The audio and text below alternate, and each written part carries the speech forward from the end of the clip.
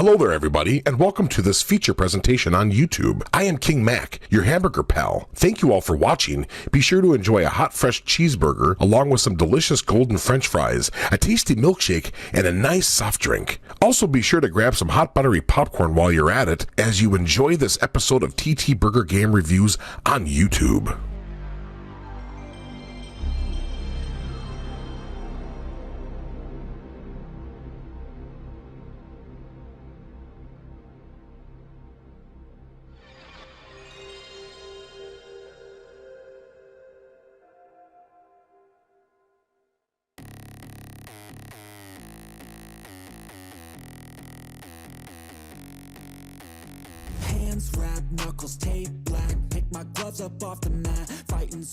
Welcome back, my friends. You are watching TTBurger Game Reviews here on YouTube, and I am your host, Tony, bringing you more PlayStation, PlayStation 2, PlayStation 3, and PlayStation 4 game reviews, and more and more and more.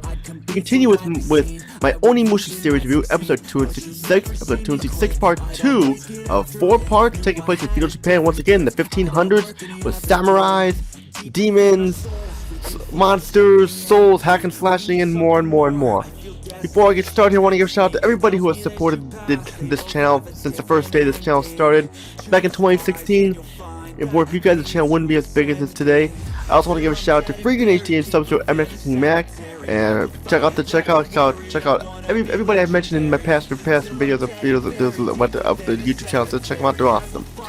And we'll have to talk about checking out another Onimusha game here, the second one here in the series. Before we can even start that there, we need to go back a little bit further in Feudal Japan to 1560 as we take a look at a TTBurger recap here, Onimusha Samurai style, to show y'all what you missed. I took a look at Onimusha Warlords for the PlayStation 2 and gave it an 8 out of 10 because it was a great game, but there are times where the game had some difficulty balancing there, and the English voice setting was not very good, and just a couple other things that I didn't like about the game, but it was still a fantastic game, definitely worthy of a PlayStation 2 launch title that's still worthy of this day. But now we're going to zoom ahead to August 20th, 2002. We take a look at the sequel to the Onimusha franchise here, that will be on the PlayStation 2, starring a new character, Jubei Yagyu, and we got new gameplay elements here and stuff like that, and we got it right here. This is Onimusha 2, Samurai's Destiny, a PlayStation 2 exclusive released on August 20th, 2002. Onimusha 2, Samurai's Destiny. Yeah, I did like this game, but I will admit that it was not as good as Onimusha Warlords. I mean, sure, they combine new and old gameplay elements up here from the first game, and they have some new, like the gift-giving system and shops and stuff and everything, cool upgrades, and new playable character and more. But in the end, while it is a good game, just compared to Onimusha Warlords, more could have been done with it and it could have been better.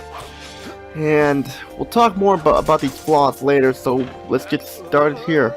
Story of Onimusha 2, Samurai's Destiny, takes place in 1570, 10 years after the original Onimusha Warlords, where Nobunaga was defeated by Samanosuke Akechi and rose up against the army of demon warriors. After that, Samanosuke took off, and after that, no one knows what happened to him. And we learned at the end of Onimusha Warlords that Kaide they died, and Princess Yuki and Uemaro took off with a family friend and stuff and everything.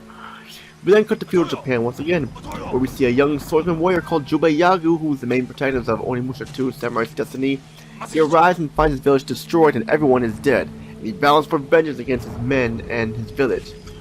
Jubei then hears a woman's voice calling his name and telling him to come to her, and saying, "Come to me, Jubei," and she's like a little ghost ball that they're supposed to follow, and then she reveals herself and tells him of the evil Nobunaga Oda is one responsible for the destruction of Yagyu village and the death of the people in the village. Jubei Yagyu must find 5 warriors to defeat Nobunaga Oda and become powerful, and the mysterious woman grants him the power to steal the souls of the demons, like how Samanosuke Akechi got his powers in the first game from the Clan of Ogres. Along the way, Jubei meets other samurai swordsmen to help him out on his journey to defeat the evil Nobunaga Oda, and he'll travel to other familiar locations as well. And like the keep is back here and stuff, and the castle and more, which is a little different here and more deserted and abandoned this time. And the story is good, probably the best part of Onimusha 2 Samurai's Destiny. That's saying a lot, but I do have to complain that a lot of the characters are unlikable. Mainly Jubei Yagyu. He's always angry, wants revenge, He does not have that much of a heart like some of the Keiji did, and the support characters are the same, and some of them are just so monotone and boring at the same time. Onimusha 2 Samurai Destiny's graphics are really good, and a lot of care effort went into the graphics and look better than Onimusha Warlord. The character models have a lot of detail to them, and they do animate really well, move around lifelike, but they do lack facial animations, but still, what can you do? The pre-rendered cutscenes look awesome, and they look better than last time, but once again, no subtitles in them for some reason. The backgrounds here are pre-rendered once again, which is not an issue, I like in my opinion. And we have the smooth frame rate with no problems here, and the blood and gore and magic effects look fucking amazing. But once again, the lip syncing is bad, and it's nothing bigger here, and you'll find out why next in the sound of Onimusha 2 Samurai Destiny, and the sound is pretty weak this time. Sure, the music's awesome, I love the music, it's samurai style music, but the awful English voice setting kills the sound, and it is really bad. Worse than last time. You're probably thinking, Tony, just switch to the Japanese audio like last time. Good idea, but here's the problem. You cannot do that because there is no option for the Japanese audio. So you're stuck with the English, and it's very bad English at that, and it is like either over the top and hammy, or the actors sound bored to be there. Jubei is hit or miss. Like, his emotions are all over the place, like, Toyo! Toyo! Masich! Hey! Who did this? I will get you for this! Who are you? You're responsible for destroying Yagyu village! I will get you for this! What's going on here? I don't know what you're talking about! What do you want from me? And talks like that. And the other support characters sound like what were they smoking from the burger joint down the street? I mean, if there were burgers like that in the village and stuff like that they're in, but like, it's just like, this doesn't suit me at all. What do you think, I'm crazy? Oh, this looks great, thank you, and blah blah blah and stuff. Like, why was there no option to have the Japanese audio? This takes place in Feudal Japan. It only makes sense to have the Japanese audio in the game. Onimusha Warlords had the Japanese audio option, and it worked perfectly, it fit like a glove. If they wanted to, they should have kept it in Japanese and everything would have been fine. There was no reason to not include the Japanese audio.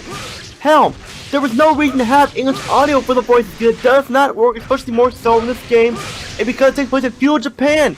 They kept Street Fighter and stuff in Japanese. This was like Capcom once again here, so what's the point? No Japanese audio really affects the sound for sure.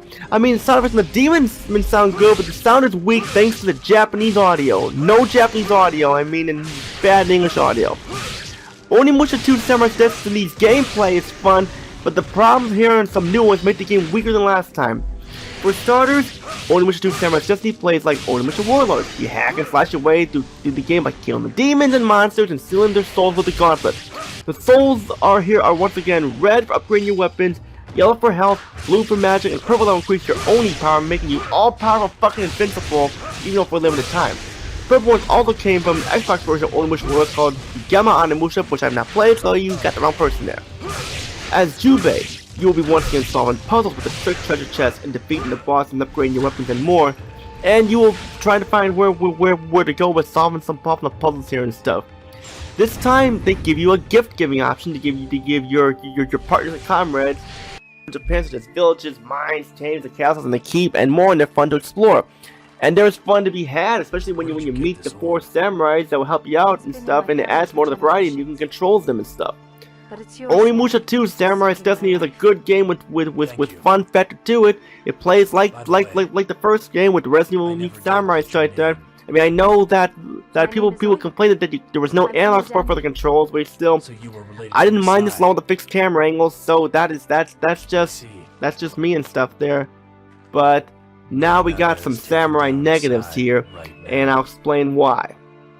Jubei Yagyu is not an interesting character and somewhat unlikable, with the way he just seems like he's always angry. Even his face looks like he's always angry, and the voice acting is awful. There's no Japanese audio option, like I mentioned before. The game it seems can come off as way too easy. Even when you're not playing on the easy mode, you can blow through this game like 6 hours or so. And even when you're on the easy mode, it's a cakewalk. It just takes the fun out of the challenge factor and stuff. And even when there are times you die, you have to choose there's more of a cakewalk there. Like I said, only 6 hours long and not really much unlikely to beat it.